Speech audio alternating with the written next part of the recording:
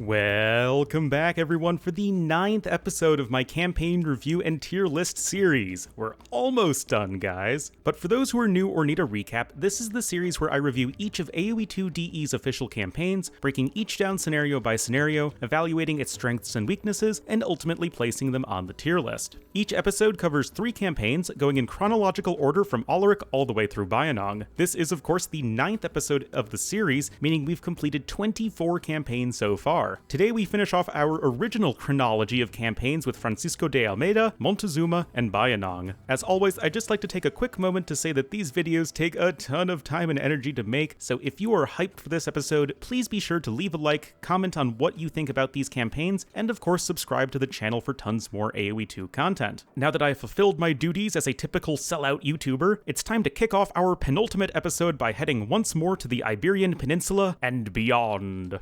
Indeed, the first campaign of the day is going to be Francisco de Almeida. Lasting from 1476 to 1509, Almeida is AoE2 DE's showcase of the Portuguese civilization, and is obviously part of the African Kingdoms expansion. Yeah. Regardless, this Philadelphia campaign covers the exploits of the titular Portuguese explorer and captain who fought for his country all over the Old World. Honestly, this campaign has to be up there with something like Genghis Khan for covering the greatest distances between scenarios. There was really not a whole lot that was changed between it and the HD version, at least insofar as I could tell. Considering Almeida's difficulty, the devs rank our Portuguese adventures as a 2-sword campaign. Almeida's scenarios are definitely more complex than difficult in my opinion, but I still think a 2-sword designation is totally justified. And wow, that was a quick and straightforward intro, especially coming after Pachacuti and Dracula. Still, it's time to board our caravel and see what's going on in the Francisco de Almeida scenarios. Still, we can't go exploring just yet, as the first Almeida scenario, the Old World, begins our story with some unfinished business left in Iberia. At this point, Almeida is still a mid-level commander in the army of King Afonso, and his forces are tasked with defending the city of Toro from the Isabelista Spanish armies. After a brief scuffle outside the town, you are given control of a few military units and Prince Juan, and must strike out to destroy the 3 Castilian military camps scattered across the map. These camps have plenty of units protecting them, and you're unable to really train any reinforcements, so for extra military, you'll need to find the scattered remnants of the Portuguese army. Once you destroy all 3 camps, the second part of the level begins, where the fight shifts to the city of Zamora. You gain control of the western half of the city, whereas the Isabellistas control the eastern half, with only a single bridge over the Douro River connecting the 2 sides. At this point, you now possess an economy, so it's just a matter of fighting across the narrow streets of the city to destroy either all of the Isabelista military buildings or mills to win the scenario. Okay, so the Old World is, I think, a pretty decent introductory mission to our Portuguese adventure. Even in a campaign about global exploration, it's still important to have your civilization grounded with at least one scenario on your home turf, so to say. That said, the first part of this mission is pretty tough, as you really do need to find all of the stray Portuguese soldiers to stand a chance against the Spanish military camps. I will say that it feels kinda weird that the city of Toro itself plays almost no role in the level, as even when you get control of the city early on, you don't have any villagers or ways to train additional units. You only get full control of the city once the fight shifts to Zamora in the second half of the level. The other slightly off aspect of the Old World is your 200 pop limit, which, by the way, is not the last time I will be saying this during this campaign. It just seems so excessive for the scope of the scenario. Regardless, I like the whole dynamic here of it being a civil war between Portugal and Castile, complete with cities having split loyalties and some cool urban fighting.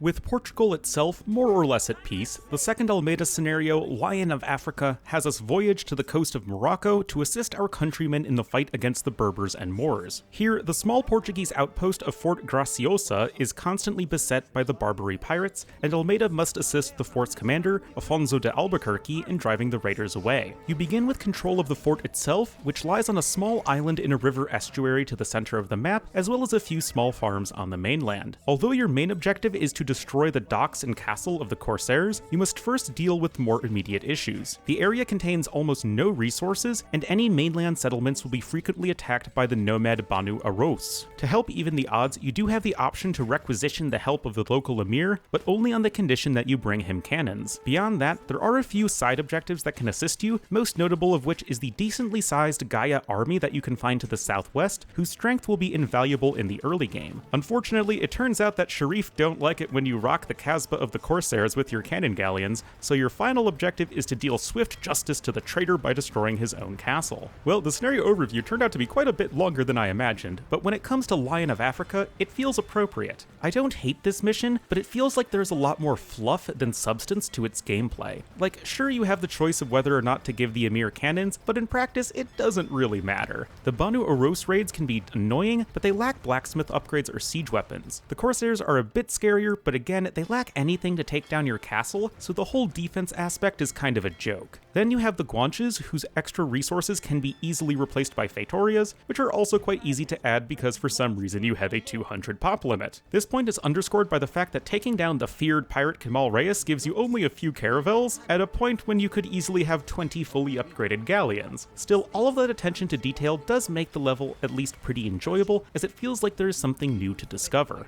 Next we turn to the other side of Africa in the third Almeida scenario, Ruins of Empires. Almeida now commands an expedition bound for India, but has run afoul of the cities of the Swahili coast, most especially Kilwa. Your navy has been scattered by monsoon storms, so you begin with only a small force on a tiny island off the coast of Kilwa and are immediately presented with a choice. Remember all the way back to the Autvs 2 when you could either aid the rebel prince or send him to be executed as a ploy to gain the city's trust? Well, we have that exact same dynamic here. If you choose to side with the rebels, you'll very much need to scour the ocean for the rest of your fleet, but from there you can conquer some small villages to gain a strong enough army to take down Kilwa's castle. Once you take Kilwa, you'll be given your final objective for the mission to destroy the wonder of Mombasa, which is a large city to the northeast. With that in mind, if we rewind to the beginning of the mission and send the rebel prince to Kilwa to be executed, the city will give you a couple of small villages to begin building your economy, but you'll still need to betray Kilwa at some point to destroy their castle. This option may appear to be the easier of the two, but even appearing to aid Kilwa will draw the ire of the powerful island city of Zanzibar, who will immediately declare war on you. Phew, these scenarios really do have a lot going on with them. I have to give Ruins of Empires a lot of credit for having two very different ways of playing out the mission. Siding with the rebels gives you a tougher objective early on, but you're rewarded with a fairly large army and the ability to ignore the water completely, as Zanzibar will still be allied to you. Conversely, tricking Kilwa has the level play out much more navy heavy, as you kind of need a strong navy to fend off the raids from Zanzibar, and at that point it's just easier to take them down with cannon galleons before moving on to Mombasa. But this leads us to the one major problem in this scenario, and that is Mombasa. Man, these guys are such pushovers. They're supposed to be your main opponent in the mission, but they only train a tiny army and never advance to the Imperial Age. Still, even if the ending fight is too easy, I think that everything else in Ruins of Empires is pretty interesting, as just like the last scenario, there is always more to uncover.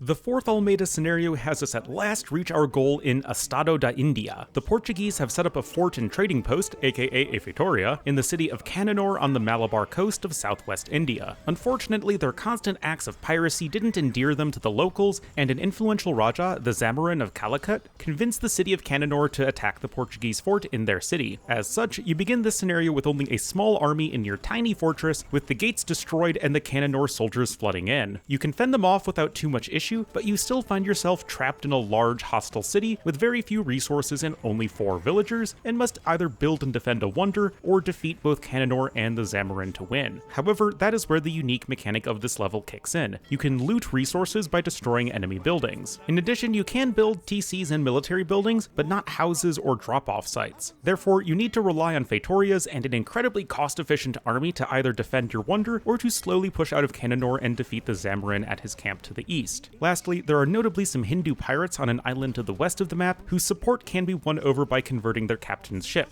Or you could just kill them and take their loot. Whatever floats your proverbial boat. So once again, people may remember that I listed Estado da India as an honorable mention in my top 5 best design scenarios video, and although that video came out before both Lords of the West and Dawn of the Dukes, and would likely be replaced in a revised version of that video by some excellent missions from those DLCs, it still stands that this level is, in fact, really cool. Your whole starting setup of being in a tiny fort in the middle of a hostile city is quite unique, and the core gameplay of having to slowly creep out of Cannanore to steal resources from destroyed enemy buildings perfectly fits the Portuguese playstyle. In addition, this is a situation for the Feitoria to really shine, since it's going to be your only consistent source of income. My only complaint here is that it can be really grindy in the early stages, as you're just poking away at buildings with a couple of bombard cannons. Last up in our Portuguese campaign is A Son's Blood, where, as the name implies, Francisco de Almeida must get revenge for the death of his son Lourenço. Unfortunately, your old commander Alfonso de Albuquerque shows up to relieve you of your command in India. You ain't having none of that, so you must convince your fellow Portuguese to side with you by sneakily converting 10 other soldiers, as well as Albuquerque himself. After you do this, the second phase of this mission begins, where you immediately gain control of the Portuguese-held village to the east of the bay, as well as a sizable army, but are immediately thrown a 200-year wonder countdown timer. This wonder is in Diu, which is on an island across the bay, and is ostensibly where your countrymen will soon be executed. Fear not, however, the wonder is easily ranged by cannon galleons and even regular galleons. After that, the final phase of the scenario begins, where you are simply given the option to once again either defeat your enemies or to build and defend a wonder, just like in the last mission. Again, the wonder option is going to be easier and faster, but probably less fun, at least in my opinion. If you do want to go on the offensive, you have 3 enemies with which to contend. The Ottomans are to the east and field Sipahi hero units on top of their typical gunpowder, the Mamluks are to the north and train a large navy, camels, and condottieri, and lastly Diu itself is to the west of the bay and trains Imam hero monks and cavalry. So in a campaign full of large-scale missions, I've gotta say that, in general, A Son's Blood does feel an appropriate way to wrap things up. The whole conversion minigame at the start is just classic Philadelphia, and the surprise wonder really jumpstarts the whole build and destroy section. Your 3 enemies are quite different from one another, and you can choose between going for navy, land army, or full defense. I always appreciate when there are multiple ways to play a scenario, and this feels thematically on point for Portuguese. Still, there are some small awkward moments. On the one hand, it's cool that the enemy leaders make an appearance, but I also feel like it's kind of lame that there isn't any in-game reward or achievement for taking them all out. Also, even though the scenarios are quite different, it feels kind of weird to have 2 missions in a row that are build a wonder or defeat all enemies. Alright, so I know it's been a while, so in case you don't remember, now is the bit where we more broadly assess the given campaign strengths and weaknesses. In the case of Almeida, we're going to have some big contrasts. Starting with the positive, as we've seen, the Almeida campaign does an excellent job of showcasing the Portuguese civilization in the whole Age of Discovery thing, which is exactly what the AoE2 Civ represents. Whether or not it makes sense to have the Civ based on mostly the very end of the AoE2 timeframe is another matter, but as it stands, Almeida nicely reflects the whole coastal maritime empire. You've got the first mission taking place in Iberia itself, which I think is important for establishing where the heck Portugal is and why they are forced to look outside of Europe for expansion. Then you slowly make your way around Africa until you end up in India, where there is some continuity as the 4th and 5th scenarios closely tie together. This showcase of the AoE2 Portuguese also works from the gameplay perspective. 4 of the 5 levels are hybrid maps, as in they possess both land and naval aspects, and what's cool here is that in most cases you can choose how much of each you want to incorporate into your gameplay. If you don't like playing with a navy, you don't really have to do it much at all, and if you want to go for the full caravel-centric route, you can do that too. Also, as I've discussed throughout this segment, there are tons of opportunities to make use of all of the Portuguese strengths. Organ guns, other gunpowder units, monks, navy, etc. Lots of slow doom pushes, as I call them, which are always fun to play. It's always important for any AoE2 campaign to showcase the different strengths of its civilization, and Francisco de Almeida certainly does that. The other main strength of our Portuguese campaign is its variety. Of course, it helps that Almeida spans 3 continents, and it is a Philadelphia campaign, but still, the variety of situations you are put in is very noticeable. Beyond the general geographic setting, each scenario within Almeida is unique. You've got the first level where you have a more or less A to B style series of battles followed by some urban fighting. Second mission puts you on a small island, and then you have to fight with limited resources at the periphery of the Sahara Desert. Then you switch over to a multi-approach scenario where you need to take down the various city-states of the Swahili coast. Following that, you have a slow push from a small fortress into a large city where you have to plunder buildings for resources. Then finally, the last scenario gives you the whole monk minigame before placing you in a much more traditional build and destroy setting. That's a ton of variety to pack into a 5-scenario campaign, and Almeida should definitely be given credit for that. That said, Dom Francisco is certainly not without faults. First, from a narrative perspective, Almeida himself feels pretty absent in the campaign. It's not just that he didn't appear physically in any of the scenarios as a hero unit, this is true in several campaigns. Actually, Almeida does have some dialogue, but you know what I mean. But on top of that,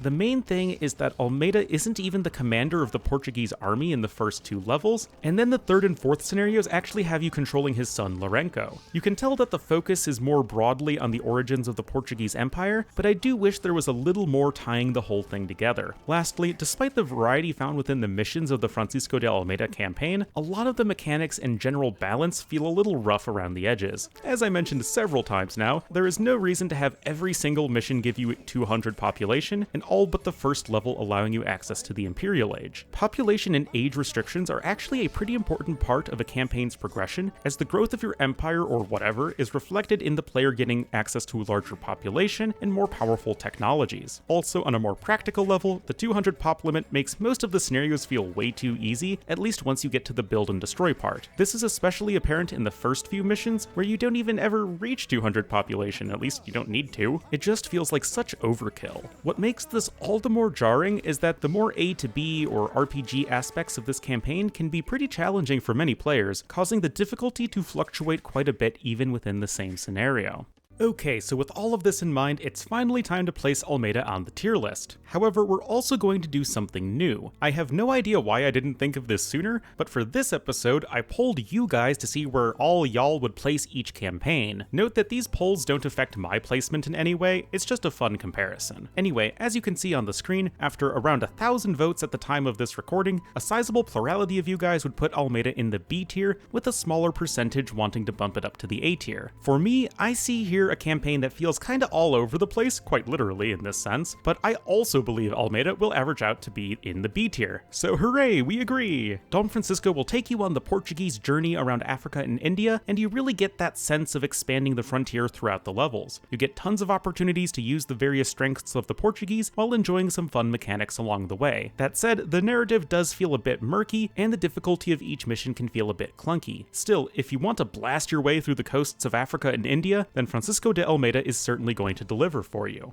Passed down to you by Ornlu, lupine warrior of Tenochtitlan. Yes, our second campaign of today will not only be our last from the Conquerors expansion, but also our last Ensemble Studios campaign. Of course, Montezuma will be AoE2's showcase of the Aztec civilization, as well as the whole Mesoamerica setting as represented by the game. Historically, this campaign covers the final years of the Aztec Empire, as their emperors Montezuma, the title character, and Cuauhtémoc, the narrator, have to figure out how to deal with the arrival of the Spanish conquistadors led by Hernan Cortés. Oh yeah, and like I said, this campaign was designed by Ensemble Studios back at the turn of the millennium, but the updated version for the definitive edition was done by Bassi. Like almost all of the original campaigns, Montezuma is designated as one sword or easy difficulty. Although this is far from your most challenging single-player AoE2 experience, I would say that this is probably going to be one of the more challenging campaigns that fall into the easy category. Now that we are all set up, let's venture to the jungles of Mexico for the Montezuma campaign scenarios.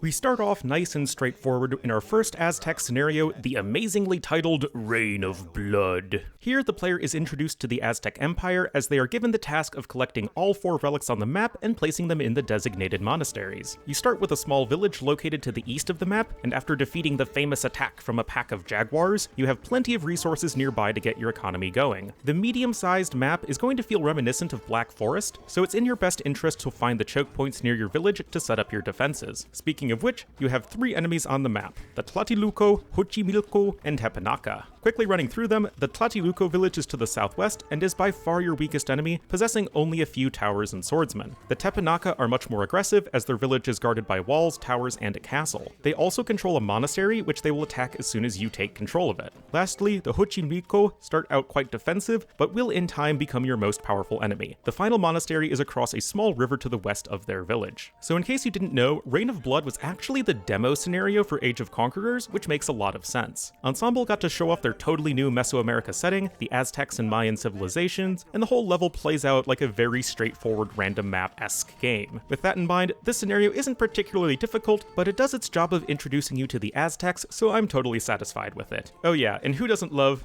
"I hear the growl of the jaguar. Is this a bad omen?" Second in Montezuma is the Triple Alliance, where we are introduced to the primary Central American rival of the Aztecs, the Tlaxcala. However, they are too powerful to defeat on your own, so your first order of business in this mission is to take your 4 Eagle Warriors to deliver the war summons to your Triple Alliance allies, the Tlacopan and Texcoco. Thankfully, your demands are met with total enthusiastic support, and you can feel comfortable knowing that you'll face no long-term repercussions for your actions. The Tlacopan are to the south of the map and will train infantry and rams, whereas the Texcoco are to the northeast by their namesake lake, and they'll train archers and mangonels. Once the 3 amigos are gathered, you'll receive several villagers from Tenochtitlan, and you can begin building up your base for your first main objective to destroy the 4 town centers of the Tlaxcala, who have a sprawling base across the west of the map. You can choose to build up anywhere, but I'd recommend going just south of Texcoco, as there are plenty of resources nearby. Regardless, in your war against the Tlaxcala, you may come across the Easter egg where none other than the son of Ornlu guards a shrine to Tlaloc, the rain god. If you bring 10 Jaguar warriors to this shrine, they will receive Tlaloc's blessing and gain an additional 400 HP.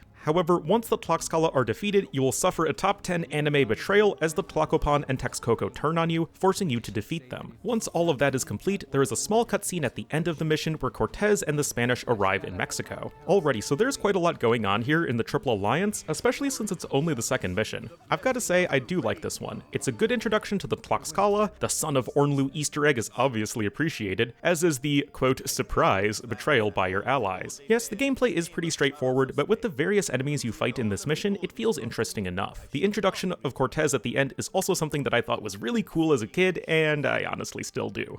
With all of the main players in this campaign set up, the third Montezuma scenario, Quetzalcoatl, begins the final war of the Aztec Empire. For those who don't remember, Quetzalcoatl is the feathered serpent and chief deity of the Aztec pantheon, and the Spanish arrival appeared to them to be a harbinger of the gods' return. The extent to which the Spanish were associated with Quetzalcoatl by the Aztecs is a pretty contentious debate, just to let you guys know. Anyway, as far as the gameplay goes, you begin with control of a small fort to the south of the map, and your first objective is to defeat the Tlaxcala, who have a stronghold to the west. Initially, you're told to ignore the Spanish, but after they easily destroy your ally of Tabasco, you'll receive your other main objective to either capture 20 horses from the Spanish or to completely defeat their forces in battle. The Spanish base has plenty of defenses, as well as several cannon galleons patrolling the rivers, so it can be a bit trickier to break them. By comparison, the Tlaxcala are going to be much easier to just roll over with your Aztec infantry. So Quetzalcoatl is a very straightforward scenario, especially compared to the last one. Again, you need to defeat the Tlaxcala, and now the Spanish have been added to the mix, but that's about it. Yes, you can win by capturing the 20 Spanish horses, but to even do that, you need to destroy most of the Spanish camp anyway. I will say that defending Tabasco is a pretty darn tricky challenge, so in my opinion, it's one of the more interesting achievements in DE. Beyond that, I mean, yeah, go build the units and defeat your enemies. Now you get to advance to the Imperial Age. Yippee! To be honest, Quetzalcoatl does feel a bit bland. Not a horrible level by any means, it just feels like they could do with a few more triggers or something. Fourth in Montezuma is La Noche Triste, which translates to The Night of Sorrows in Spanish. And yeah, things aren't really going well for anybody. After being invited into Tenochtitlan by Montezuma, Cortez and the Spanish betray the Aztecs and take control of the city, making the Aztec emperor a prisoner in the process. Therefore, you begin with control of only a single Jaguar warrior that for some reason is not a Cuauhtémoc hero unit. Still, it gets plus 20 attack, so try to keep it alive. Anyway, your task is to gather an army from around the shores of Lake Texcoco, invade Tenochtitlan, and destroy the Spanish wonder that is being built in the center of the city. So indeed, the first part of the scenario has you gradually gaining an army and defeating Spanish and Tlaxcalan patrols, eventually leading you to some ships, sailing across the lake, and finally having the chance to prepare your full-scale attack. You have no villagers, so you'll need to convert some from the Spanish, but thanks to some tanky Aztec monks, that shouldn't be an issue. From there, it's just a matter of sieging and destroying the Spanish wonder. Unfortunately, in the post-narration slides, you learn that Montezuma was killed in the confusion of the riots. So you can see why the scenario is titled La Noche Triste, but I don't know how anyone could be sad here because I myself make an appearance in this mission. Ornlu the Wolf leads a pack of jaguars on a small gold-rich island to the north of the map. Always appreciate a cameo. Beyond that, I feel like this scenario is a really cool idea that needed a bit more playtesting. The simple fact is that you get such a huge army by the time you make it to the northern gates of Tenochtitlan that your forces can simply overpower the Spanish resistance and easily destroy the less than 1000 HP wonder. I wouldn't even call that cheesing the mission because it's not like there's any sort of trickery or abusive game mechanics or anything. You can literally just take your army and attack. So despite the cool concept, La Noche Triste is just a bit of a sad experience for the player as well. With Tenochtitlan back under Aztec control and Cuauhtémoc, the campaign's narrator, made the new emperor, you are tasked with the pursuit of the fleeing Tlaxcalans in Spanish in the campaign's 5th scenario, the Boiling Lake. Following a short skirmish against the fleeing Spanish, you can begin your work on your main objective of this scenario. Simply defeat the Tlaxcala in Spanish. Very straightforward. But the map is going to be quite different from what you're used to, as it's dominated by Lake Texcoco, leaving only some small islands and a strip of mainland towards the north, where both of your enemies have built their camps. By comparison, your start is a bit more scattered, as you have a strong fortress to the southeast, a small economic base on an island to the south, and then some outposts that indicate more resources can be found on the mainland to the west. The one gimmick in this scenario is that you can capture stray Spanish horses and trade carts filled with gunpowder and then bring them back to your citadel. Each horse will turn into a Xotlotl warrior, and each gunpowder cart becomes a bombard cannon. All of this is certainly cool, but beyond that, there really isn't much else to this level. Just build up your big Imperial Age army and fight through your enemies. So I have mixed feelings about the Boiling Lake. On the one hand, I really appreciate the unique design of the map, with all of the shallows and narrow strips of land on which you need to build and find resources. Also, this is your first and only opportunity to get a really big 150 population post-Imperial Aztec army, which is in itself a bit different. But on the other hand, the scenario just feels really simple. I mean, we pretty much have the exact same objective of just defeating the Tlaxcala in Spanish that we've had for the last couple scenarios now. It's starting to get old at this point. There are also only 3 players on the map, including you, and the only side objective is to collect the Spanish horses and gunpowder. I just wished there was a bit more to do in the Boiling Lake. Alas, despite our previous victories, the Spanish and Tlaxcala returned to Tenochtitlan in the Aztec campaign's final scenario, Broken Spears. So yes, the basic map structure is almost exactly the same as in La Noche Triste, with Tenochtitlan dominating the center on an island in Lake Texcoco, with 3 causeways leading to 3 different islands to the northwest, southwest, and southeast. Of course, this time you're the one in charge of the mighty city, and your objective is to defend it by defeating the Tlaxcala Cortez army and Cortez navy one last time. You begin in the Imperial Age, but all of your enemies start post-Imperial Age, meaning they have already researched all available texts, and the Cortez army will be to the northwest, and they have a decent number of fortifications. They train onagers, paladins, and conquistadors. The Tlaxcala are to the south, and they train a variety of infantry and siege units. Then, finally, the Cortez navy, who is your strongest opponent, will control a heavily fortified island to the southeast, training a large navy, shocking I know, as well as halbs, missionaries, rams, and conchs. Beyond that, there really isn't much else to this mission, the only other points of interest being the secondary objective to defend your wonder, which, although optional, will nevertheless grant your enemies a bunch of powerful unique techs from other civilizations if destroyed. Then there are the 3 hidden Gaia elite cannon galleons which can be found to the northwest. My only other piece of advice would be to tailor your army composition to each of your enemies, as you will need to make adjustments based on who you're fighting. So in case you couldn't tell, I find Broken Spears to be a bit of a letdown. Here we find another very basic mission, as you just have to defeat the Tlaxcala in Spanish for what feels like the 8 millionth time. Beyond that, your pop limit is only 100 for some reason, which I guess is supposed to add to the challenge, but nevertheless feels odd since this is your big final battle. The one thing I will say in favor of this scenario is that it's the only time you're actually given a big city with which to work in this campaign, so it doesn't feel completely repetitive. Lastly, it annoys me that in DE, the devs changed the Gaia turtle ships to be elite cannon galleons. I mean, yeah, their inclusion is pure fantasy, but it's all in good fun. Who doesn't love, "What are these strange weapons? A gift from the gods?" Even in the scenario editor, the trigger references turtle ships. I mean, come on, man. We get literal divine intervention to power up our Jaguar warriors in Montezuma 2, but oh, turtle ships are a step too far in terms of fantasy?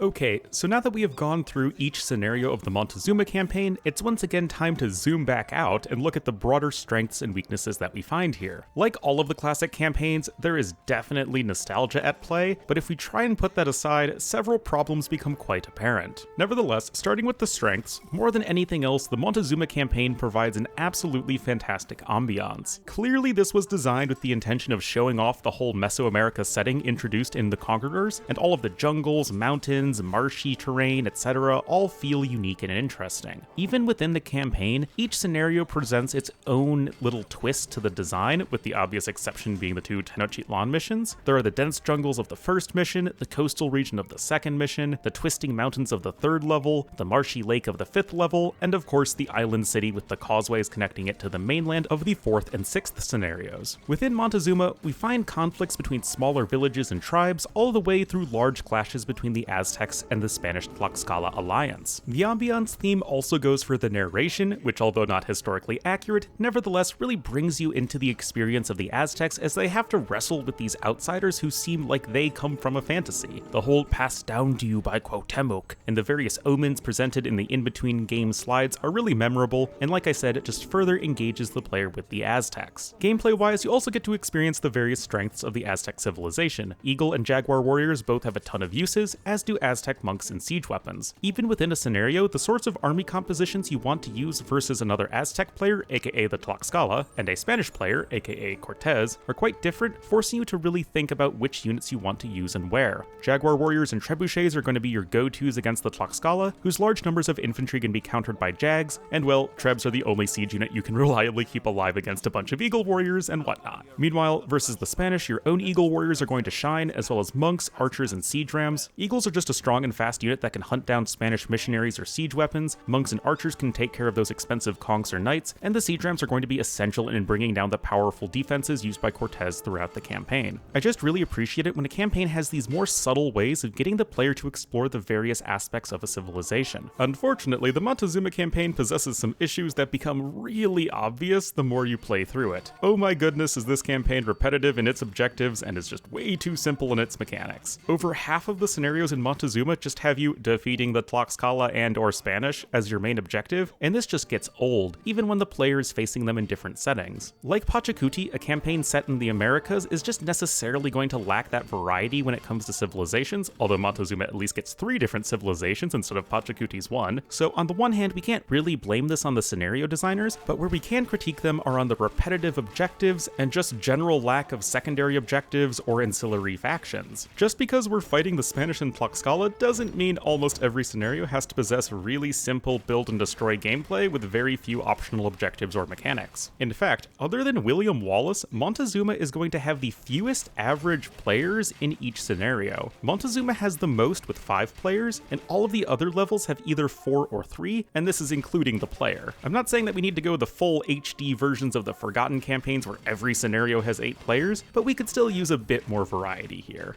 So, with all of Montezuma laid out, where do the Aztecs land on the tier list? Well, according to about 1,300 of you guys, Montezuma either belongs in A tier or maybe B tier, as that makes up around 3/4 of the votes. I'm sorry, but I'm gonna have to break with you guys here and assume that Montezuma is just being remembered through the rose-tinted glasses of nostalgia, because I can't honestly justify placing this higher than C tier. Yes, I know Montezuma is really nostalgic for people. Heck, I'm one of them. But when we try to put aside the fond childhood memories, the repetition and oversimplified gameplay really becomes so painfully obvious. Even with the lack of civilization variety, I believe there were just so many missed opportunities to add depth to the scenarios of Montezuma. As much as I want to, I can't just put a campaign in S tier because it features Ornlu the Wolf, even though I totally want to. Still, this campaign is certainly more memorable than Pachacuti, and if you enjoy playing as the American civs, you're still gonna have a good time going through Montezuma. And now we reach the finale, or at least what would have been the finale when this series had started. The last campaign today will be Bayinnaung, our Burmese campaign from the Rise of the Rajas expansion that was designed by Philadelphia. Lasting from 1538 to 1581, Bayinnaung is the very last campaign chronologically in all of AoE2, although both the Kyoto and Noryang Point historical battles are just a little bit after this time frame. Regardless, this campaign covers the rise of the Toungoo Empire of Burma, which under its king Bayinnaung eventually grew to be the largest empire in all of Southeast Asia. In-game, Bayinnaung is considered to be worthy of a 3-sword/hard difficulty rating. Personally, I think the challenge level of this campaign is all over the place, but its difficult sections are among the toughest in all of AoE2, so I think a 3-sword rating is totally justified. With that, let's head to the fertile Irrawaddy River Valley for the Bayinnaung campaign scenarios.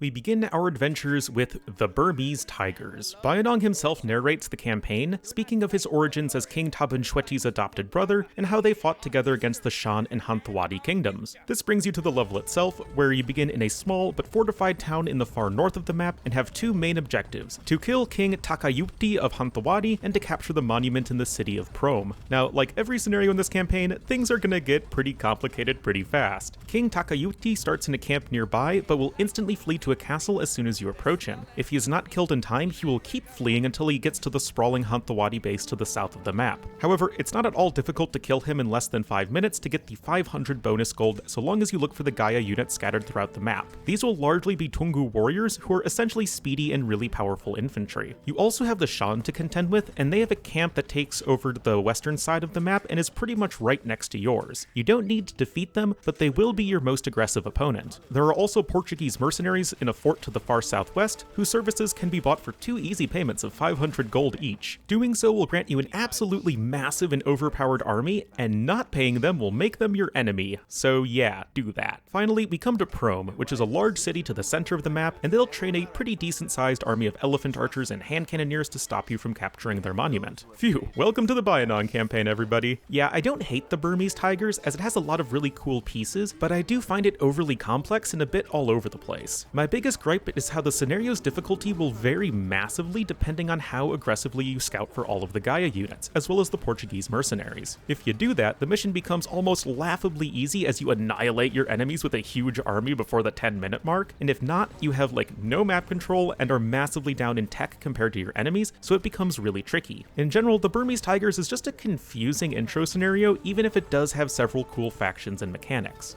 With the second scenario, the Mandalay Cobra, it's time to head to the ancient city of Pagan to receive the blessings of the monks there for Taban Shweti to become king of all of Burma. Bayinnaung, who is at this point Taban Shweti's general, begins with control of Pagan itself, a large but poorly defended pilgrimage city home to a wonder and monasteries that are filled with 6 relics. Your objectives here are once again twofold. You must kill the king of Ava to reclaim the actual crown of Pagan, as well as accumulate 4,000 gold to establish your dominance over all of the surrounding kingdoms. Trying to stop you are 3 enemies. The Shan are back, and they control a large base to the north and are going to be your most powerful enemy. Ava is to the far east, training mostly infantry, Arambai, and monks. Finally, Rakhine is to the west of the map across the river, and they'll train infantry and a navy. Yes, it's the same Rakhine that's been in the news these past few years. Anyway, despite your 1v3 disadvantage, you will once again find numerous Gaia units scattered across the map, which, if found quickly, will once again give you a gigantic unstoppable army that you can use to instantly defeat both the Shan and Ava. The only catch here is that there's pretty much no way to get gold in this scenario other than to rely on your 6 relics and or mine the gold of a defeated enemy. As you can tell, the Mandalay Cobra is going to be very similar to the first mission, complicated, featuring several different interesting factions and mechanics, but also rendered comically easy by all of the powerful Gaia units that can be discovered in under 2 minutes. Completing the scenario is actually easier by just defeating all of your enemies than by trying to hold them off and waiting for your relic gold to come in. But also, it's like the last mission in that if you don't find the Gaia units, your 3v1 situation will become quite tricky. The Shan are ahead of you technologically, and your gold income is just so limited. I don't know, I like the Mandalay Cobra, I just feel like it could use a bit more refinement. Things take a dramatic turn in the third Bayinnaung scenario, the Royal Peacock. King Taban Shweti has been assassinated while Bayinnaung is away, and you must inform the general so he can return to court and assume power. In an Age of Empires 1 throwback, you begin with only a blind lame priest in the Toungoo capital of Pegu to the far north of the map, and you have to do some classic Philadelphia puzzle solving to get to Bayinnaung's camp all the way to the south. There are multiple ways of going about this, but what's important to consider here is that if you find the king's betrayer, Smim Sautat, you can either kill or convert him before reaching Bayinnaung. This will defeat him, make Pegu allied to you, and remove your most powerful enemy by far. Regardless, once you get to Bayinnaung, you will receive a small army, a few villagers, and your main objective. Either build and defend a wonder, or defeat all enemies. It's like we're back in Almeida, man! There are plenty of resources and areas to build up your base in the center of the map, but you will be surrounded by rivals. Tharodama Yaza was another minister of the king, and also the monk hero you controlled in the previous 2 scenarios, and he will command a moderately well-defended base to the northwest, training elephants and scorpions. Smim Hata is a rebel monk and commands a similarly strong base to the south, training infantry, monks, and a small navy. The peasant rebellion led by Sokate has a small camp to the far east of the map, which will regularly harass you until it's destroyed. Lastly, if you didn't deal with Smim Sautat earlier by either converting or killing him, he will gain control of Pegu, begin in the Imperial Age, and like I said, become your most powerful enemy by a significant margin. So once again, we find the Royal Peacock as another really interesting and dynamic scenario that suffers from some clunky gameplay gameplay problems. The puzzle at the beginning is fun, but I honestly feel like just negating your biggest threat right away like that is kind of overpowered and creates another massive discrepancy in difficulty depending on whether or not you have eliminated Smim Sautut. Beyond that, you do get the opportunity to make a temporary alliance with either Tharodama Yaza or Smim Hata, but at the cost of making that opponent much stronger. This is cool and all, but honestly, they're both so weak that there's no point in bothering with an alliance. Just go kill them.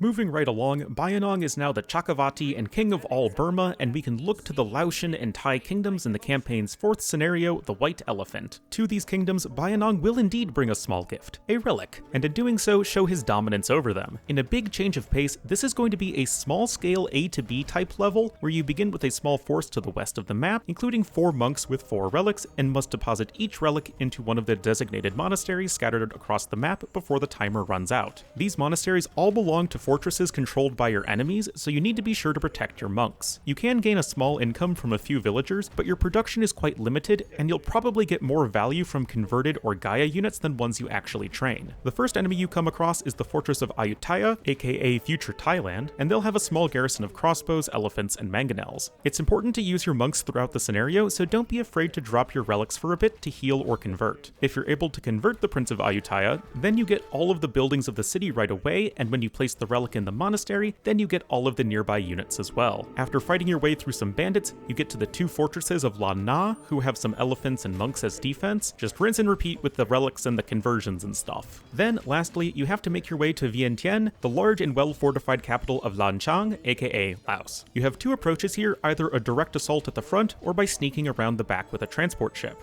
Okay, so this is quite a lot for a scenario with a 50 pop limit. To me, the White Elephant feels like a good scenario that is in the wrong place in a campaign. By this, I mean that the gameplay is totally fine and engaging and all that, it's just that this is supposed to be your big Empire expansion scenario, with Bayinnaung having just solidified his position as king. Having that represented as such a small-scale A to B mission feels quite off. Also, this is totally minor, but for some reason, Lei Lai makes a cameo appearance in the scenario, despite having been killed during Lei Loi 2 some 150 years prior. Still, the important thing is that the core gameplay is rock solid.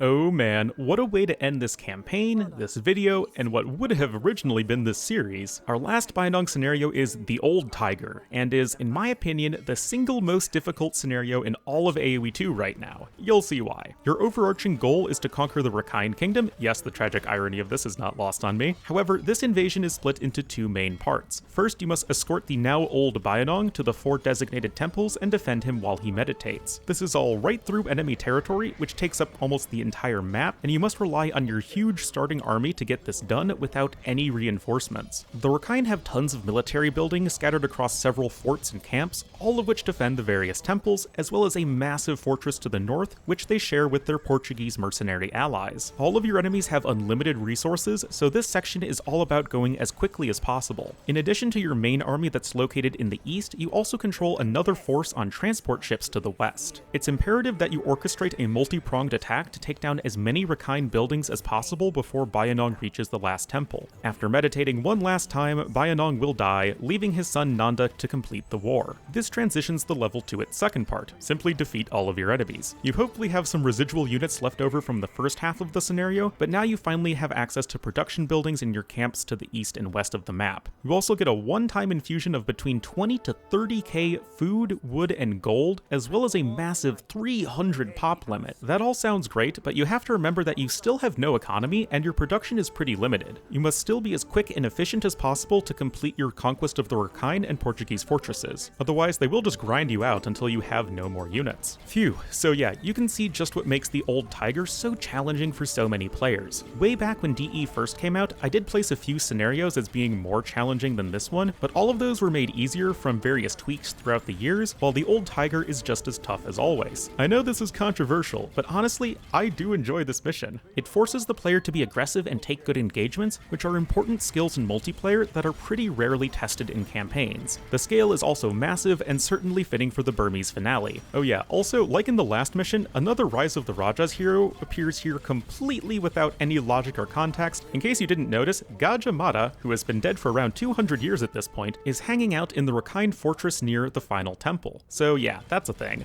Alrighty guys, for the last time today, it's time to consider the strengths and weaknesses of, in this case, the Bayinnaung campaign. There's going to be plenty of balancing between innovation and awkwardness. Nevertheless, starting as always with the strengths, as I mentioned, Bayinnaung is a campaign that really puts itself out there when it comes to different sorts of gameplay situations and mechanics. Each and every scenario presents some sort of interesting setting, mechanic, etc. The first scenario has you capture a monument and assassinate a king, but with the caveat of the Shan just kind of being in the way and all of the mercenaries and whatnot.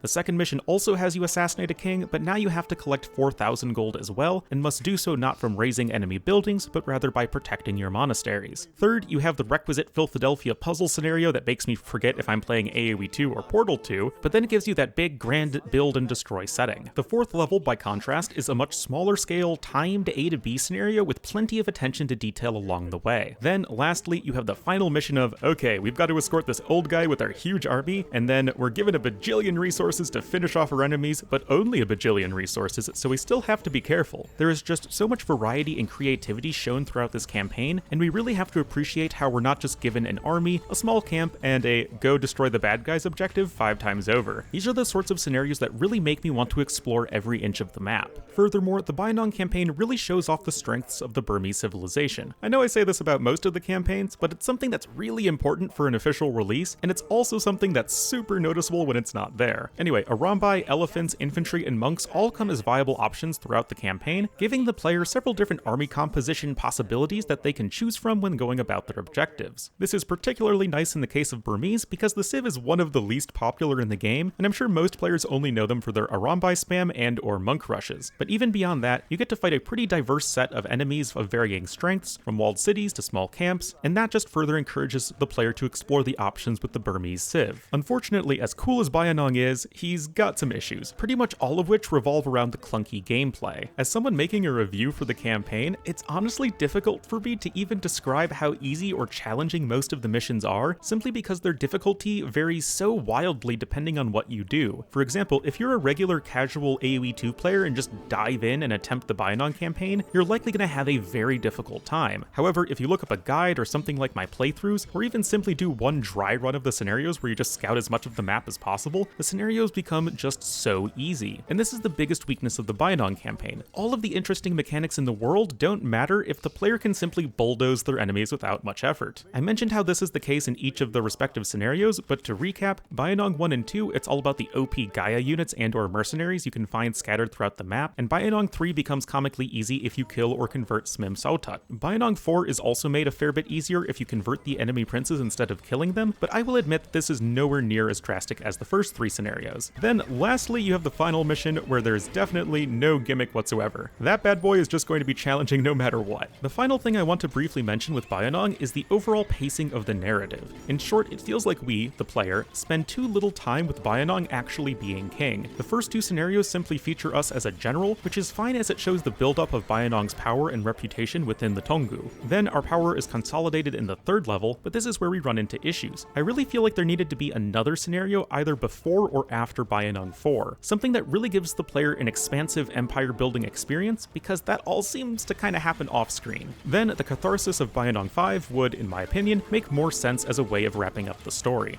Speaking of which, it's time to wrap up the Bayinnaung campaign and this video by placing it on the tier list. Interestingly, my poll of you guys has Bayinnaung very evenly split between B and C tier, with those two creating around a 2/3 majority. My guess would be that those who put it in B tier probably enjoyed the more complex and challenging aspects of the gameplay, whereas those who put it in C tier probably wanted it to be a bit more streamlined. Personally, I'm with the first group and believe that Bayinnaung is a solid B tier campaign. Now, to be fair, in my mind, the B tier rating comes from averaging the A tier creative gameplay and scenario design with the C tier practical issues found in many of the levels. Regardless, I still believe Bayinnaung to be a fun, challenging, and enjoyable campaign, and it gives a player a fun experience with Burmese. The civilization is just not all that popular in multiplayer, so my hope would be that Bayinnaung will at least convince people to give them a shot in ranked, especially on those more closed maps.